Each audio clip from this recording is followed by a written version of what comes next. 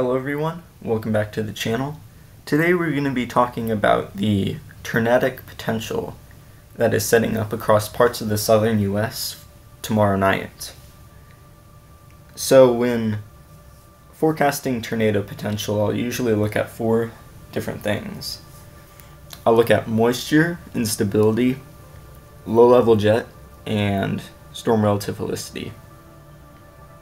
And so we'll start off with moisture. You can see moisture not going to be a problem, I don't think, for tomorrow's tornado setup.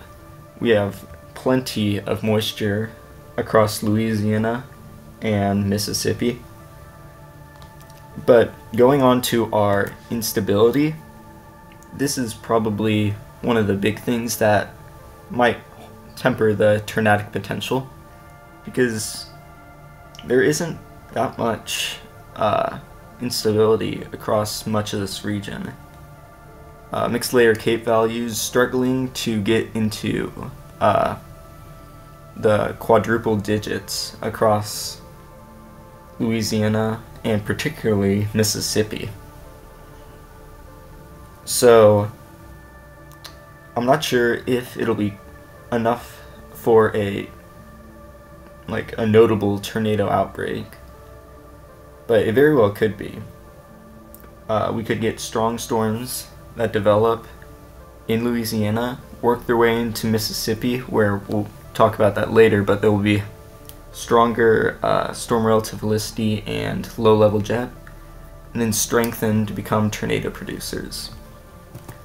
So going over to our low-level jet, it is definitely a strong low-level jet with winds at 850 millibars,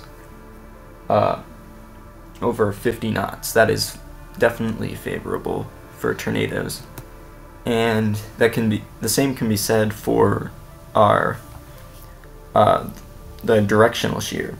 Storm relative velocity values working the way into the 300s and even stronger in some places. So let's take a look at a few soundings. This one is from central Louisiana. You can see decent instability, mixed layer CAPE values of around 1,000.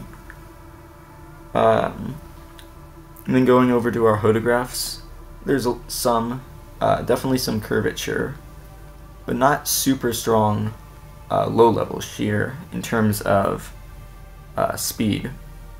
0 to 1 kilometer shear, only around 22 knots, which isn't that low, but it's also not that high.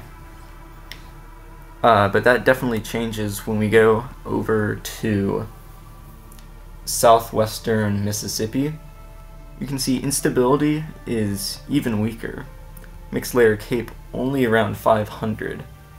So that might not be enough for strong tornadic storms to develop in this region, but if we can have a well-developed storm that moves into this environment, it could definitely produce tornadoes, potentially strong long-track tornadoes, because 0 to 1 kilometer shear here is over 40 knots. That is definitely favorable for tornadoes.